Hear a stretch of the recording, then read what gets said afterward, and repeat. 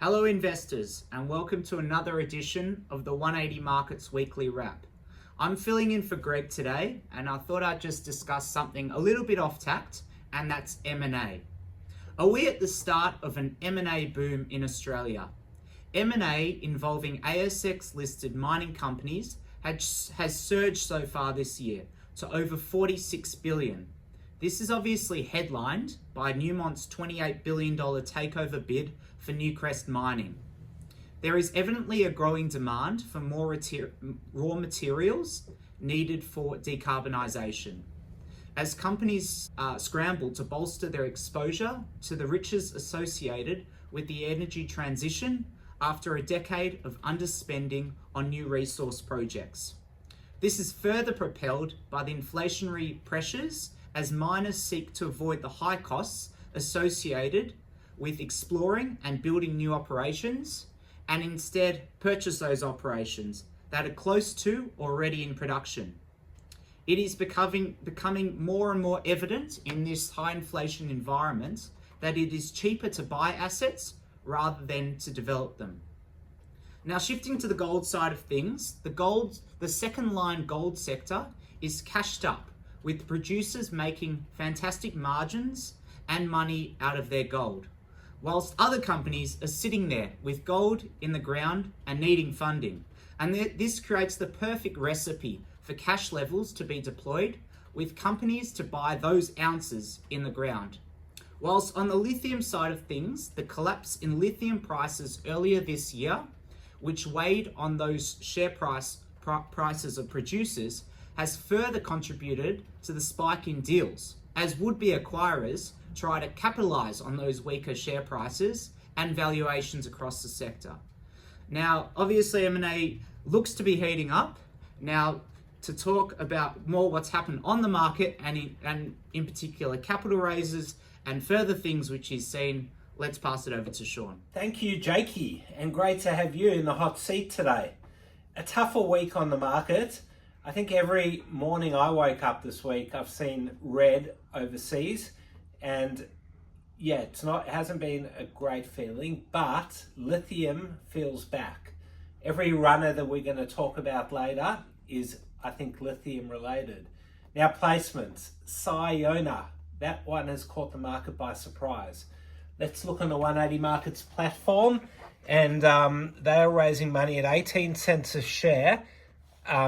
200 million is fully underwritten by Petra, so that's a 14% discount to the last price.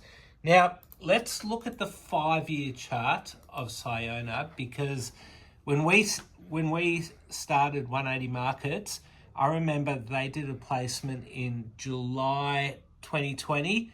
There was 0.8 of a cent with a free 2-cent option.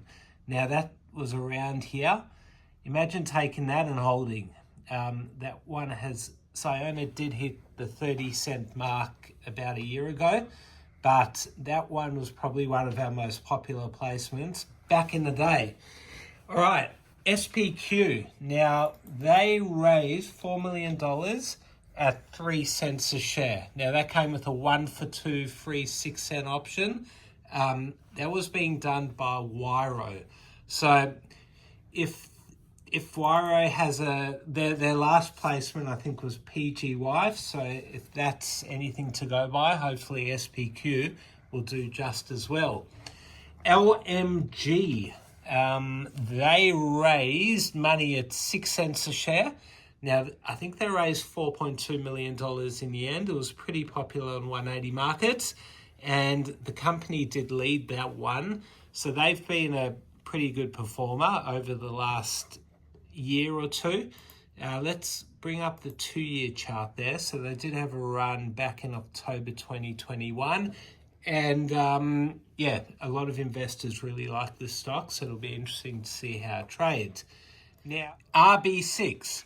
Now, they raised just under $2 million at 14 cents a share. The use of funds was for an acquisition, and guess what it was? A lithium project. It's the Sealing Lithium project. Now, the reason why it's gone up so much after the placement is because the vendors included DGR Resource Management, and the great man himself, Mr. Tolga Kamova. So thank you, Mr. King. You know who you are, for a small allocation in RB6. BLZ as well at Lithium Acquisition. Now they are up today 150%. They raised $2 million at 1 cent a share. That was a premium to the 15-day VWAP, but I don't think investors minded paying a little bit more because, as we can see, they are trading phenomenally today. That was for the North Spirit Lithium project that's located in Canada, and that acquisition has given a lot of excitement to the company. So well done to anyone that got their hands on stock there. All right, GSM, that they raised $2 million at 2.7 cents. They're trading really well post-placement. Well done to Plutus Capital. Guess what the use of funds are? Lithium exploration. So another lithium company raising money. And that is all we are seeing this week. Lithium, lithium, lithium. Now, movers this week. Guess what they are related to? Lithium. All right, the SR boys, VSR and WSR, both of them had a big run, and they recently, both of them announced pegmatites very close to the surface. Both of them are in Western Australia. Let's look at the 30-day chart for VSR. So up until 15 days ago, no one knew about them, and then bang. They have pretty much gone from 2.5 cents to hit 8 cents this week, and there is a lot of excitement there. I call it VSR's brother, WSR. They're a bit down today, but the 30-day chart is very identical to VSR. Some pegmatites there as well in Western Australia. So they just did a placement, and they placed the shortfall from the rights issue, and well done to anyone that took that stock through Ignite Equity and CPS. All right, other movers this week. ADO. Oh wow, that's not a lithium stock, that's a biotech. So they announced, I think it was on Tuesday, a company rebranding. So I'm not sure what was wrong with the old brand, but obviously people really like the new brand. So ADO has had a phenomenal week. They were trading at 3 cents and currently trading at 5.2, so doing really well. KNG, I don't know much about that one, but they have been a very good performer. So they announced that they've intersected 150 meters of graphite in their maiden drilling program, and 150 meters of graphite is a lot of graphite. So we'll see. We'll be very interested to follow that one from now and see how much more graphite they come up with. Finally, C1X, they moved this week on no news at all. This is a 30-day chart. Let's just look at this is for the whole week. So yeah, they've done really well, and I'm not sure why the market's putting that one up.